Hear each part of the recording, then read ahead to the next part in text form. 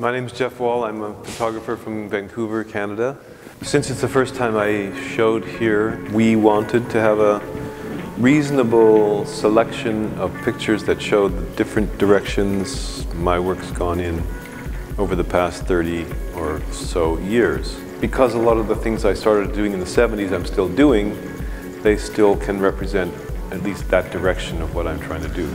We have in this room 1, 2, 3 new pieces from 2011 that were completed just the last half year.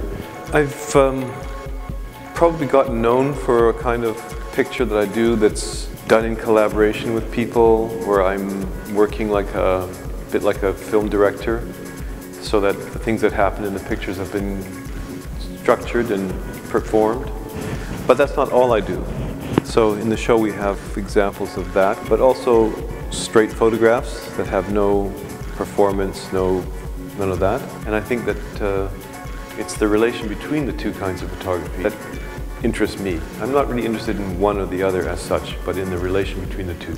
I work with film, and I feel that film is an amazing technology that still is probably the most powerful means of capturing an image. So the hurry to abandon it, I think, is something people are going to regret before too long. I don't feel that one picture has any necessary relation to another. I consider them singular, so they stand on their own. I imagine people might think, well, these pictures do look like one person made them, but they're not very similar necessarily, or they don't repeat each other, or at least I hope they don't. I don't have to go in the street and capture something as it happens. I can do that, but I don't have to do it. So I'm free to have any starting point I want for my work. So in the case of the picture of the two boys boxing, the starting point for that picture was probably my own personal memory of boxing with my brother 50 years ago. And it struck me that boxing is a complex form of violence, because it's not really just about violence and aggression. Boxing is regulated by style, rules, technique, and it's a kind of institution almost. There's something cultural about it. So when you're boxing, you've already accepted a certain relationship to culture, even though it's expressed through, let's say, conflict or even kind of violence. So that put those two boys into an interesting relation, and my brother and I were probably also in that relation. So that seemed to me just a way that the picture could begin. I'm a photographer like any other photographer. There's only one difference. I don't take photographs. That's the only difference. I do everything that other photographers do, except I don't take the pictures. And by not taking the pictures, I feel I create a different space for myself. I could have easily gone to a concert and photographed a band, but I like the idea that by not photographing, I start photography off on a different foot. So then it becomes a kind of reconstruction of what didn't get photographed. And then in that process of reconstruction, I have a certain freedom. And I also then have the advantage of certain techniques of reconstruction that I can use. The lack of color is a fascinating part of what photography is, and I always wanted to practice it. So as soon as I could, I did. However, I never know whether I'm going to do a work in color or not. So sometimes I started working on something in color and changed to black and white in the process, sometimes the other way around. Working in black and white is not necessarily, for me, a way of connecting to the beginning of photography, although I think that's important. It's simply to work in the medium in all its dimensions: black and white, color, transparent, opaque. So black and white is a part of my repertoire. That's how I see it. Well, I noticed that kids were playing war on the computer, their video games, whereas in my day we played outside with toy weapons.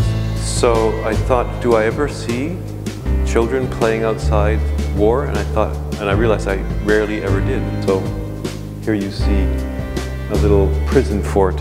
They've captured some prisoners, and I guess the game is the prisoners have to stay there. That struck me as a good moment, an interesting moment, where there's this action here of the confinement and the relationship between the prisoners and the guard, but at the same time there's a squad out in the field ready for more combat. It seemed like it captured a lot of the game, not just one dimension of it, but in a way two dimensions at the same time. I think that's a common way of looking at photography, that black and white somehow represents truth and color doesn't, but I don't believe in that. The real reason I did it in black and white was that there were just too many colors. My response to any picture, whether in terms of whether it's going to be in color or black and white, is just somehow whether the color adds to the something that I'm trying to do, or whether I feel it's an obstacle. The transparency in the light box creates a very specific effect. It glows and it attracts attention in a way that no picture not illuminated can do. The presence of the light has the effect of slightly intensifying the illusion of the actual. You have a feeling that there's a little bit more than a picture there, as if there's something added to the picture. It's a bit like a very powerful horse. You have to learn how to control it, because it has so much energy, it can run away from you. I think if you're a film photographer, you're not so different than you were 30 or 40 years ago. We still have the same cameras, same film, and so on. If you aren't using film, then you will be more plunged into this whole world of new software and cameras and so on. At the moment, I'm not interested in that because I don't think that digital recording is very good. It's true now that with the smart cameras and all that, you don't really need to know how to do anything. Whether that's good or bad, or or somewhere in between, we don't really know yet. A new type of photography is probably emerging, a new kind of amateur photography which anyone can do. And that will probably change the shape of how photography exists in the world. And probably it means that anyone with a telephone can make a great photograph. The problem with that is, can you make a second one?